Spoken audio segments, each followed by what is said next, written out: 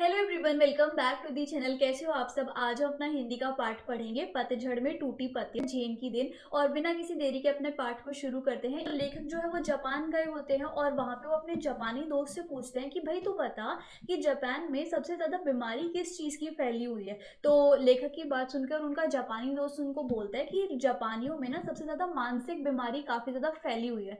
तो इसी चक्कर में लेखक उनसे पूछ पड़ता है कि भाई क्यों फैली हुई है। उससे पहले वो बताते हैं कि जापान के 80% पॉपुलेशन को ये जो मानसिक बीमारी है वो फैली हुई है। फिर लेखक पूछते हैं कि ऐसा क्यों, क्या रीजन है इसका फैलने का। तो वो बोलते हैं कि जापान में कोई आराम से नहीं चलता, बल्कि सब दौड़ने की सोचते हैं, दौड़ते रहते हैं और सब एक दूसरे से आगे जाने की, आगे बढ़ने की सोच रखते हैं। ठीक है।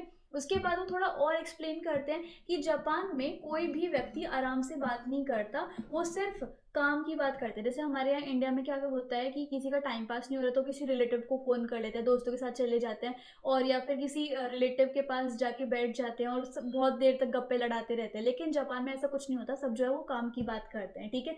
यहाँ तक कि जब जापान के लोग कभी अपने आप को अकेला महसूस करते हैं ना, तो वो सिर्फ अपने आप से ही बातें करते रहते हैं। जैसे बड़बड़ाना नहीं होता, वैसे ही बड़बड़ाते रहते हैं। वो किसी और को डिस्टर्ब नहीं करते, अपने आप से ही बात करते हैं। और जापान के लोग जो है ना वो अमेरिका से कम्पीट करने में लगे रहते हैं। इसलिए वो क्या सोच रखते हैं अपनी, कि हम एक महीने का काम पूरा एक दिन में कर लेंगे, जो कि पॉसिबल नहीं है। ठीक है। और अब क्योंकि वो खत्म नहीं हो पाता एक महीने का काम एक दिन में, तो उनके बहुत ज़्यादा स्ट्रेस होने लग जाता है। फिर वो कहते हैं कि उनका दिमाग वैसे तो तेज चलता ही रहता है, साथ में वो अपने दिमाग में एक स्पीड का इंजन भी लगा लेते हैं। मतलब स्पीड स्पीड हर टाइम उनके दिमाग में स्पीड ही चलता रहता है। ठीक है।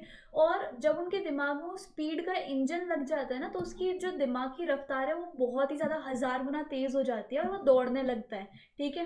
और एक समय ऐसा होता है जब दिमाग थक जाता है। ऑब्वियसली मनुष्य है, कोई मशीन तो है नहीं कि बहुत टाइम तक चलता रहेगा बिना थके। मनुष्य है, एक टाइम पे वो थक जाएगा। ठीक है। और जब उसका दिमाग थक जाता है तो टेंशन में आ जाता है और पूरा इंजन जो है वो टूट जाता है। इस कारण जापान के लोगों में मानसिक जो बीमारी है वो बहुत ही ज़्यादा बढ़ गई है या फिर बहुत ही ज़्यादा फैल गई है।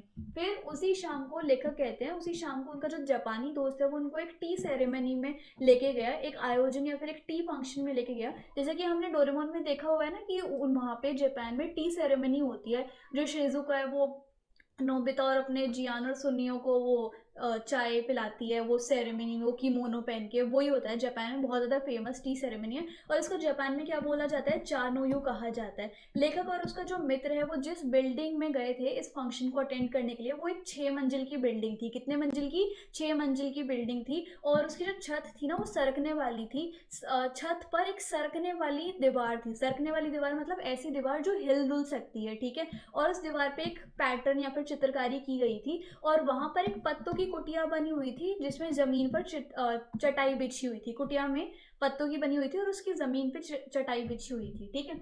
उसके बाहर बेडोल सा मिट्टी का बर्तन था, मतलब एक मिट्टी का बर्तन था उस कुटिया के बाहर जिसमें पानी भरा हुआ था। और उस पानी से लेखक और उसके मित्र ने हाथ पैर अच्छे से धो लिए और तौलिए से पूछकर वो अंदर गए। अंदर चाय देने वाला एक व्यक्ति था जिसको हम क्या बोलते हैं, चाजीन बोलते हैं। यहाँ पर स्पेलिंग मिस्टेक है बट वो चाजीन है। ठीक है। चाजीन कहा जाता है उसको जापान में, जो कि टी सर्व करता है। और वहां लेखक और उसके मित्र को देखकर वो खड़ा हो गया।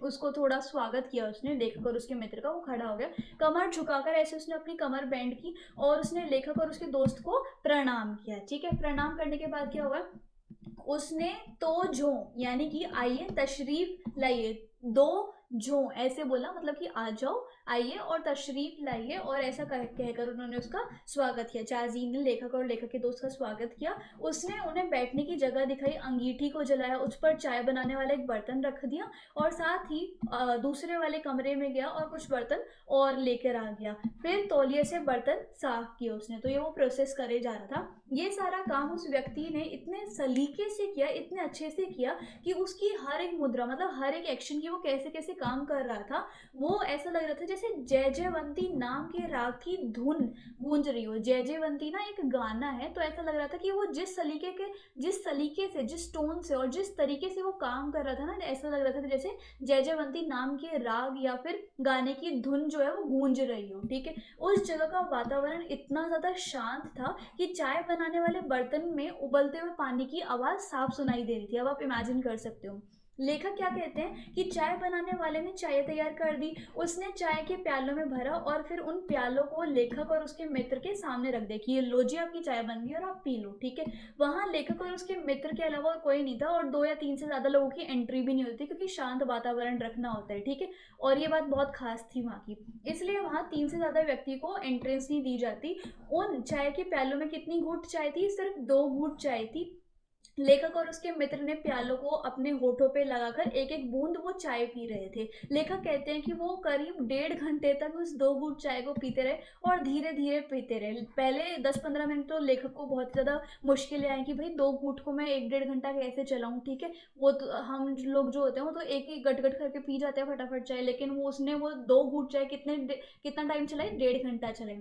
लेकिन धीरे धीरे लेखक को महसूस हुआ कि उसकी जो दिमाग की स्पीड है, दिमाग की जो रफ्तार है, वो कम होने लग गई है और कुछ समय बाद तो लगा कि दिमाग बिल्कुल ही बंद हो गया है, एकदम शांत हो गया है। लेखक को लगा जैसे वह कभी ना खत्म होने वाले समय में पहुंच गया है और उस समय में ही जी रहा है। यहाँ तक लेखक का मन इतना शांत हो गया कि बाहर की शांति भी उसको शोर लग रही थी, इतना ज़्यादा वो पीसफुल फील करने लगा। लेखक हमें बताना चाहते हैं कि हम लोग या तो बीते हुए दिनों में फिसले रहते हैं कि हमारे साथ तो ये हुआ था पास्ट में, या फिर जो अभी तक नहीं हुआ हम फ्यूचर की टेंशन लेते रहते हैं कि अब हम क्या करेंगे आने वाले टाइम में, ठीक है। वो कहते हैं कि ना तो हमें बीते हुए दिनों में जीना चाहिए, ना हमें आने वाले दिनों में जीना चाहिए, क्योंकि ये जो 2 समय है यानी कि पास्ट और फ्यूचर, ये दोनों झूठे हैं। क्यों झूठे हैं? क्योंकि पास्ट तो बीत चुका और फ्यूचर अभी आने वाला है और वो अभी तक आया नहीं है। तो वो कहते हैं कि सच क्या है? वो कहते हैं जो समय अभी चल रहा है, जो आपका प्रेज़ेंट है वही सच है और ये जो समय है वो कभी ना खत्म होने वाला समय हो और ये जो प्रेज़ेंट है वो फैला हुआ है, आपको इसमें जीना चाहिए, ठीक है। लेखक कहते हैं कि जीना किसे कहते हैं, ये उनको उस चाय के फंक्शन में या फिर उसको टी सेरेमनी में पता चला। जापानियों को ध्यान लगाने की जो परंपरा है वो विरासत की देन में मिली है, मतलब जो जापानियों के पूर्वज थे, जो एंसेस्टर थे, वो उनको ये परंपरा देके गए हैं टी सेरेमनी की। और टी सेरेमनी का बेसिक एम क्या होता है कि जो लोग बाग हैं वो एकदम ध्यान लगाए, मेडिटेट करें और ये जो स्ट्रेसफुल लाइफ है उसका त्याग कर दे, ठीक है। वो एक हर काम अच्छे से करे, धीरे धीरे करे। तो ये थी हमारी आज की कहानी और हमारा जो पार्ट है उसका अंत यहीं पे होता है। मुझे उम्मीद है कि आपको ये जो एक्सप्लेनेशन है वो अच्छी लगी होगी। So if you like the video and explanation then please do like, share, comment and subscribe the channel. Thank you so much.